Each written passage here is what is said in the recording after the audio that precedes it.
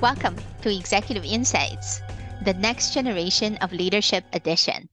I'm Nasheen Liu, partner with the IT Media Group, a CIO-centric media company. Thank you for joining me for our season opening episode featuring a very special guest. Brenna Comacchio is an impressive leader from the millennial generation.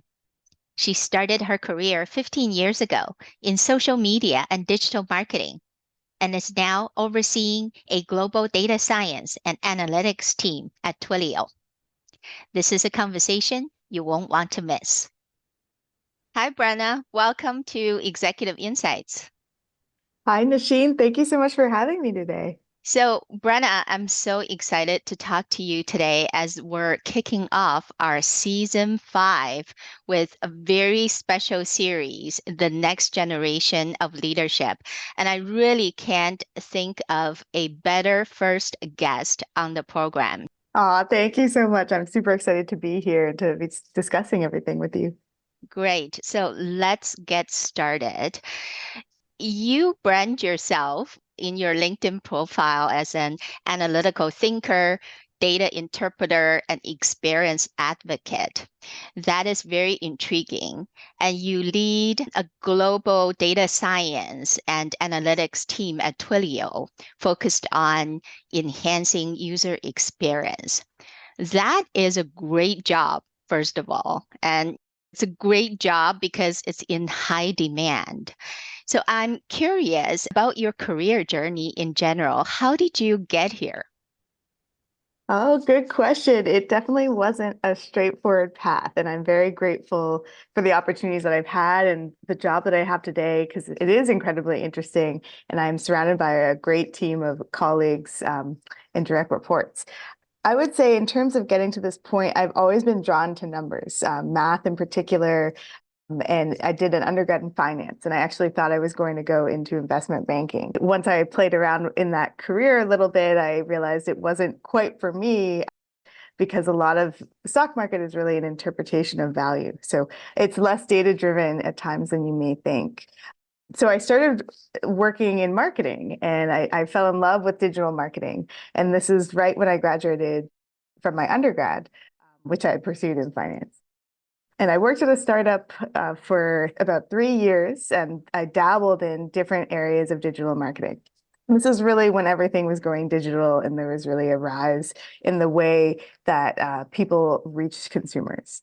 So that career path actually took me out to San Francisco, where I pursued a master's in digital marketing. And from there, I started working in a variety of different digital marketing jobs, starting with social media marketing, doing some mobile marketing, got into SEO a little bit. And ultimately, I realized no matter what role I had to rely on data. And I felt like I never had good data.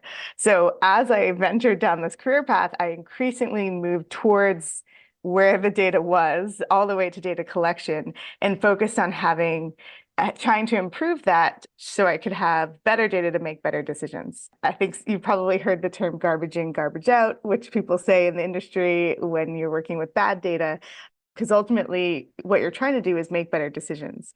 And a lot of data is interpretation, or it's maybe not so clean, and it's just a subset of what you really need. So really just tried to pursue that in its entirety and improve the data that I can use to make better decisions. So it's really around following the source of what was really needed to be a better marketer that led me to this place. And it was definitely a slippery slope. Once you start dabbling in it, there's always something else to improve the quality of your data, whether how it's organized or structured.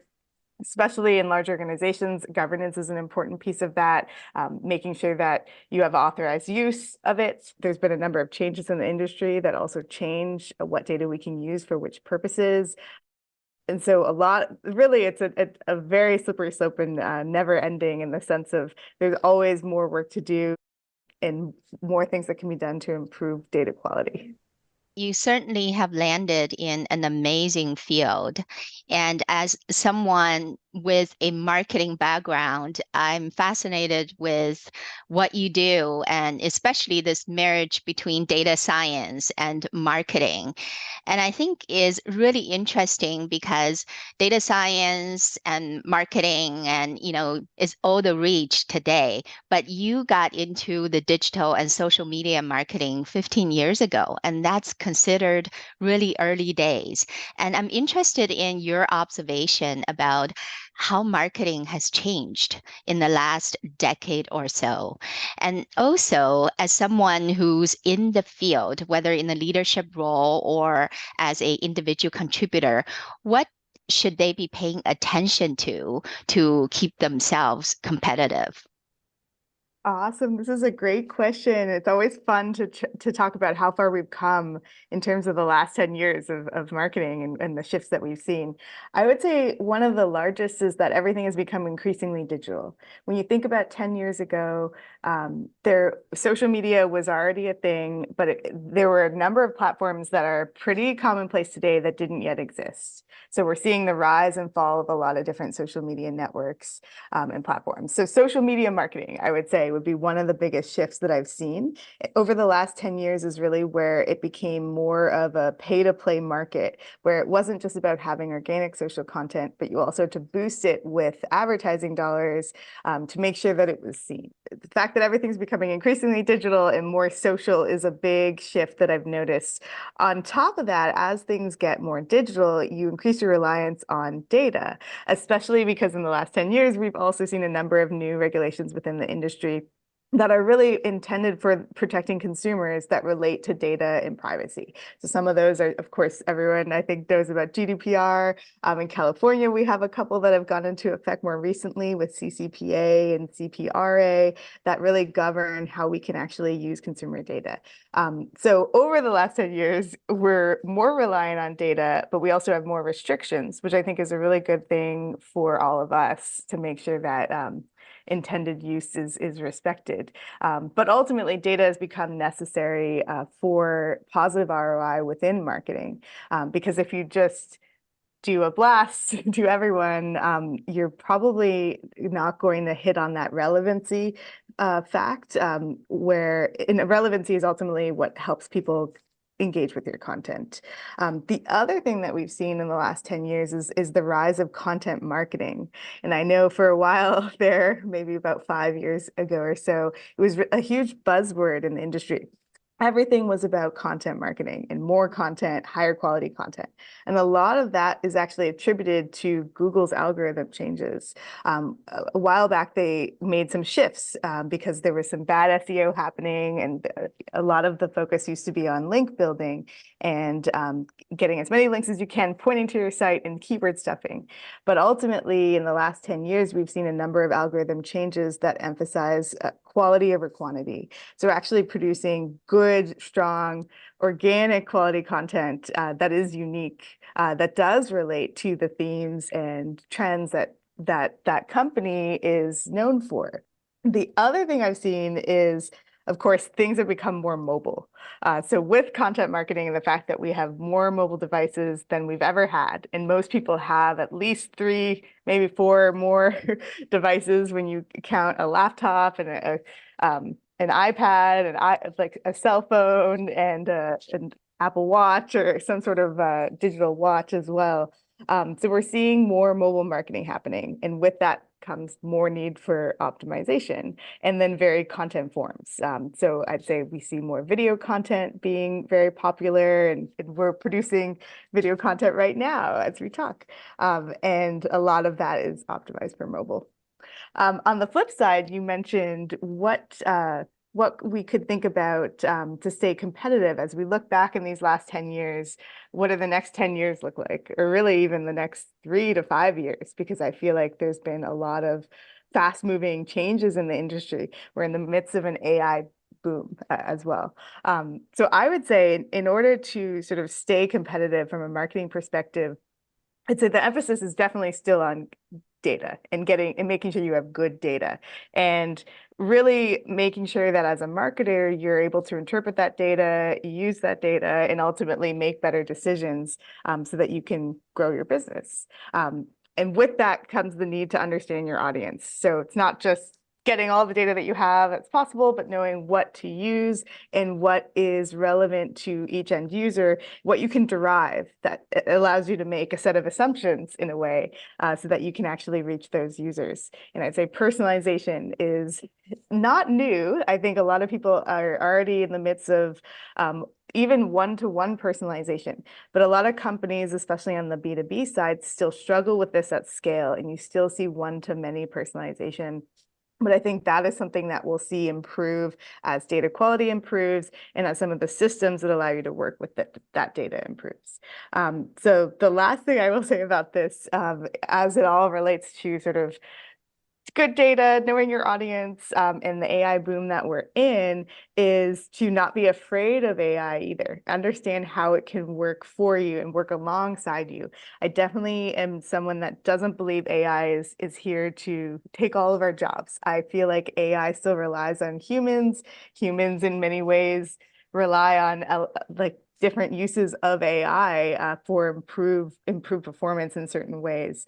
So I would say I recommend understanding how leveraging AI can be complementary to what each of us are already doing to make us go further and ultimately grow our businesses, but then also improve the experience for our customers. Those are some amazing insights. I really appreciate it. I think you're bang on in terms of the trend between social and digital marketing have gone truly mainstream, which really impacts this, not just the volume, but also the quality of data and the overall reliance on data.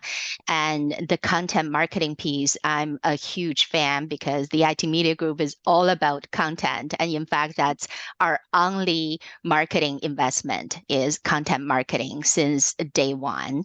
And what you talked about, this whole trend being mobile and having to optimize content channels for mobile usage. And as far as marketers are concerned, they have to constantly be open to learning new things and following these trends. And even the one-to-one personalization, I've already noticed since OpenAI's launch of ChatGPT, there are a lot of marketers that are playing around with those one-on-one personalization, but it's not perfect. So it still requires human intervention, and you still need to introduce more context and truly understand your customers and truly understand and get the insight from those data.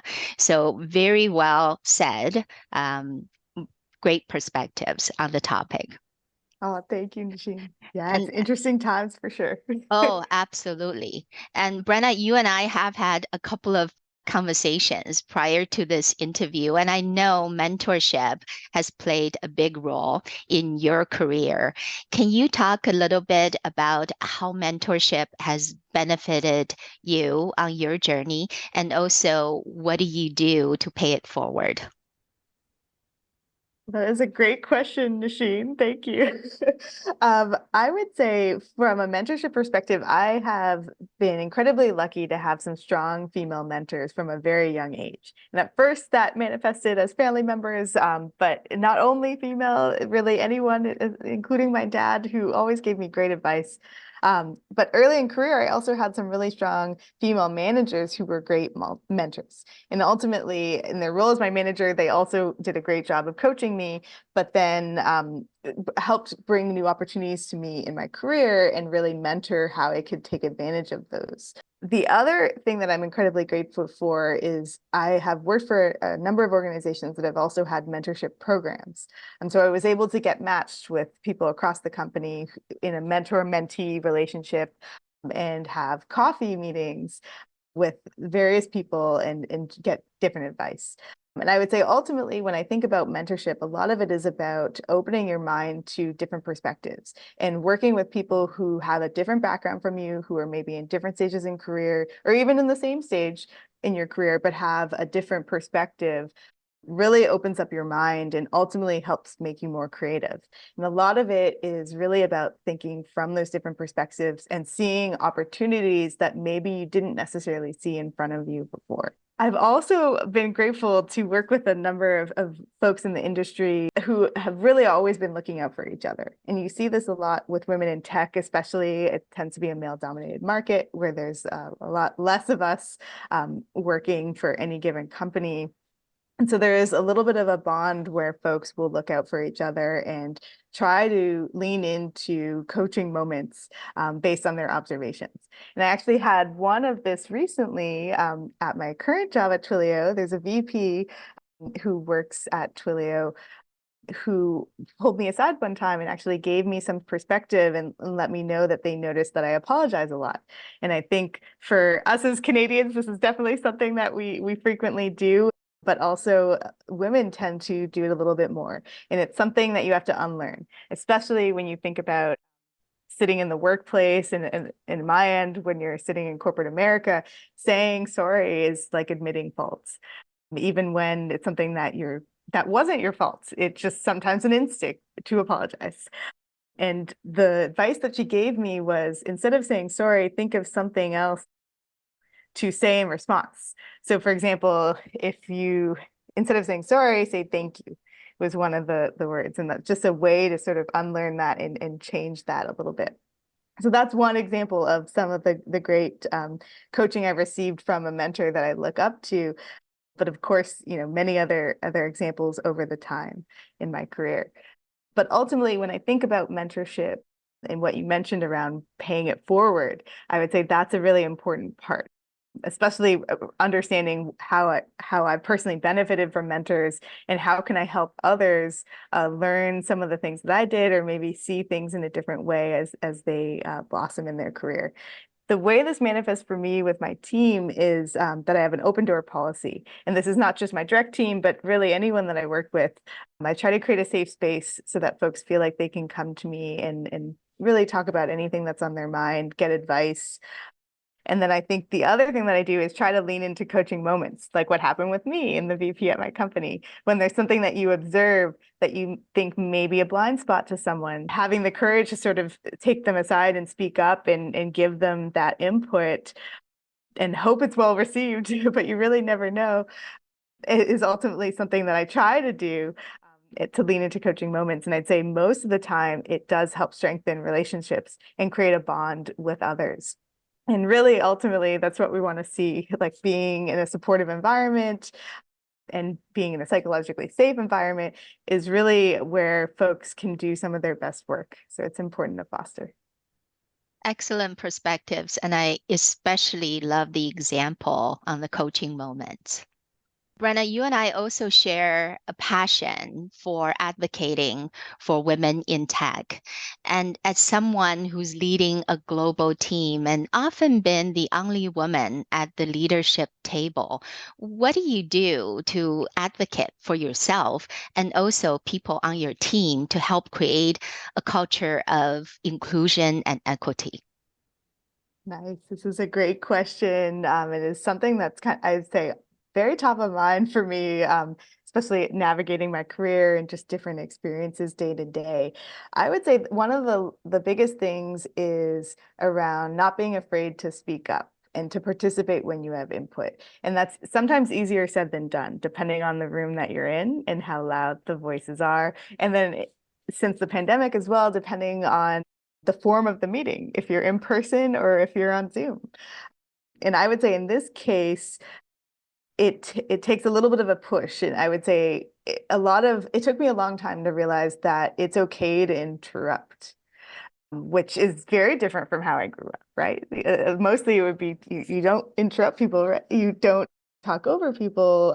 You sort of engage in a back and forth conversation. At times, I've realized, though, in the workplace, sometimes, especially in remote meetings or in meetings that are hybrid, where you have some people in the office in the room in person, and then you have those on the phone, that interrupting is unfortunately something that sometimes needs to happen in order to be heard. Luckily, with Zoom and other different video sort of meeting platforms, They have enabled new features like a chat feature, there's a raise hand feature. So there's a number of elements that have been coming to those platforms that are helping you participate in different forms. So some of the advice I give to my team is don't be afraid to speak up and jump in, even if it means that you have to interrupt someone at times, whether that means raising your hand, putting something in the chat, or even literally going off mute and before the conversation is starting to move on, say, hang on, I actually have something to add. But with that, the idea of speaking up and not being afraid to participate and share your point of view, the flip side of it is also when you're leading a meeting or when you're sitting at the table in a meeting, making sure that you're calling on others to participate, because there's always a mix of louder voices and quieter voices and people who are more shy and less shy. So ensuring that when you're running a meeting or participating in a meeting, if that's off balance, if you have a dynamic where there's only a couple of people that are really loud voices in the room, ensuring that you're creating the space for everyone to participate, whether that means actually calling on an individual or pausing and asking for open questions, or in some cases changing the format. And I've noticed doing digital brainstorms is something that actually levels the playing field a little bit, where you have a board that everyone's participating in, and you have an opportunity to add comments and notes, and you actually take that downtime to do that together, and then you come back and regroup. That really helps. So in some ways, technology is actually assisting with this in terms of making sure that we can all participate in that it's an inclusive environment. The other thing I would add about this is that it's also important to find your allies in the workplace, irrespective of background, just people who are there to help support you and make sure that you are heard as well. Because there are ways that if you're with an ally in a meeting and you're both participating, you can help each other by calling on each other and creating that space for one another. And then the last thing I would say about this from an equity and inclusion perspective is to make sure to address bad behavior immediately. And this is something that is definitely top of mind for me as a manager, because sometimes you see certain dynamics play out within your team or for your team. And I think it's important to sort of call that out when it's not okay in the moment that it's occurring, because that's ultimately the best way to prevent something like that from happening again. So really a combination of factors, but a lot of it does involve some courage in speaking up, and also ensuring that we are working with others to create a safe space for everyone and making sure that everyone can be heard. Those are excellent points and very practical strategies for other leaders to implement. So I really appreciate your sharing that. We're moving on to our last topic, which is quite on topic to this whole series about the next generation of leadership. If you had an opportunity to talk to someone in the C-suite, like your dad, about developing the next generation of leaders, what would you say to them? There's a few things that I would say, to be honest, and I'd say first and foremost, don't be afraid to be open to different ideas and perspectives. Because when you think about folks that are in leadership positions or in the C-suite already, they're constantly taking in a lot of information. So I'd say they're generally probably already open to different perspectives and parsing a lot of different information naturally. But when you think about the teams that are under them and the people that work for them and work with them and the next generation, some of the ideas that people have can seem very crazy in terms of what we're doing today versus what is being suggested. And sometimes those ideas at first get written off if they seem too far-fetched. But I would say I would encourage people at that level to not necessarily shy away from some of those ideas and to not be afraid to try something and test it out. And ultimately, you can test and validate and let the data inform you as to if that's a good idea and if it's working or not, especially if it's a marketing strategy. And a lot of that is also about knowing your audience. Like if you're working at a B2C company and your audience is the younger generation that's coming up, you have to think from their perspective in terms of how to best reach them. And some of those tactics will deviate from the norm in terms of how we have reached consumers over the last 40 years even. So I think being open is important.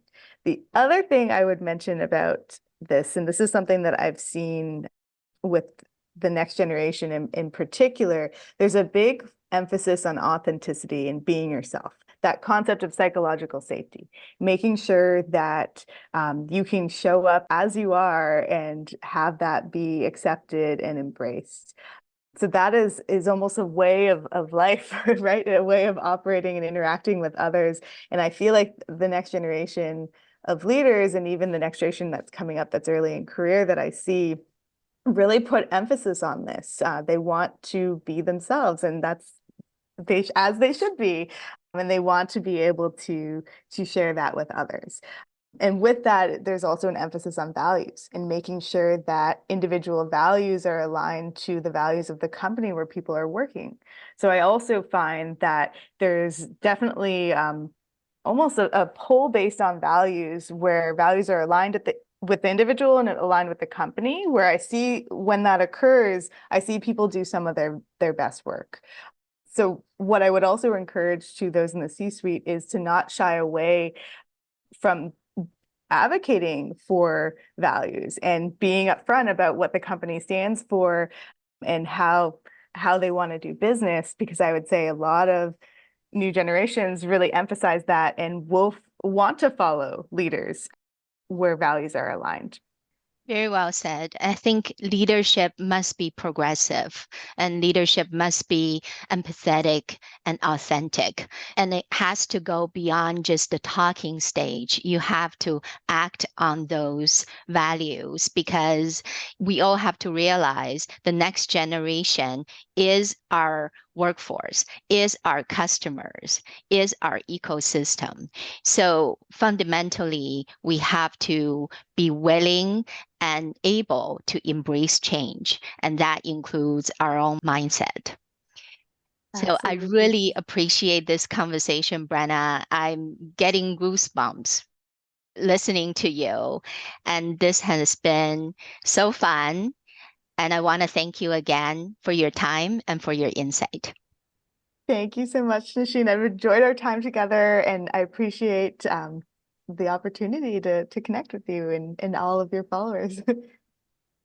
Thank you. And I wish you all the best in 2024. You've been watching another episode of Executive Insights by the IT Media Group. This is the Next Generation of Leadership edition. Thank you for tuning in. If you enjoyed this conversation, please check out other content on our YouTube channel, including CIO roundtable conversations and executive interviews. And don't forget to subscribe.